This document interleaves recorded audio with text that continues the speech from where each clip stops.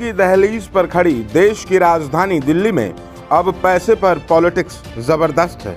दिल्ली के दंगल में अब नोट तंत्र पर सबसे ज्यादा हल्ला मचा है। 70 सीटों वाली दिल्ली में जिस बीजेपी ने आम आदमी पार्टी को हराने का दावा किया है, उसकी एक ऐसी हकीकत सामने आई है जिसके बाद से भारतीय जनता पार्टी पूरी तरीके से घिरती हुई दिखाई दे रही है। या यूं कहें कि बीजेपी की स्याह हकीकत अब सबके सामने आ गई है। ज्यादा देर न करते हुए आइए आपको सब कुछ विस्तार से समझाते हैं, डिटेल में बताते हैं।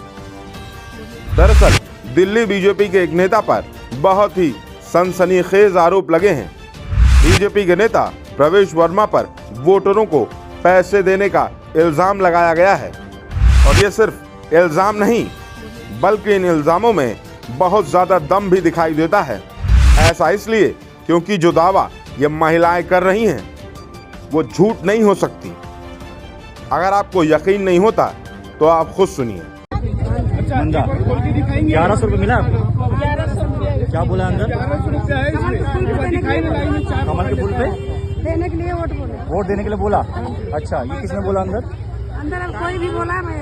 अच्छा, तो ये बोला कि कमल के फूल पे बटन दबाएंगे तो पैसा मिलेगा आगे। ये आप देख सकते हैं। तो आपने सुना कि ये महिलाएं क्या कह रही हैं।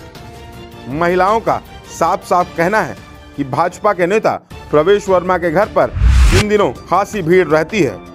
लोगों को बुलाया जाता है, उन्हें पैसा बांटा जाता है। और अब आप खुद सोचिए, दिल्ली में चुनाव से ठीक पहले बीजेपी के नेता प्रवेश वर्मा के घर में लोगों के भीड़ होना, उनका पैसा बांटना, यह कितना गंभीर है। और अब आम आदमी पार्टी ने सीधा सीधा ऐलान कर दिया है कि प्रवेश वर्मा के घर को सीज किया जाए, प्रवेश वर्मा की गिरफ्तारी हो, प्रवेश वर्मा पर भारतीय जनता पार्टी कार्रवाई करे। अगर चुनावी मौसम की बात करें, इस मौसम में बीजेपी नेता प्रवेश वर्मा के घर पर नोटों का ये कांड बहुत ज्यादा गंभीर है। बीजेपी के लिहाज से यह बिल्कुल भी ठीक नहीं है। और अब सबसे दिलचस्प यही है कि जब इस तरह के इल्जाम बीजेपी नेता पर लग गए हों तो चुनाव के मैदान में बीजेपी कैसे उतरेगी, बीजेपी कैसे लोगों के बीच जाकर वोट मांगेगी, बीजेपी कौन सा मुंह लेकर लोगों के बीच जाएगी, क्योंकि जनता तो जवाब मांगती है और शायद बीजेपी के पास अब कोई जवाब नहीं बचा।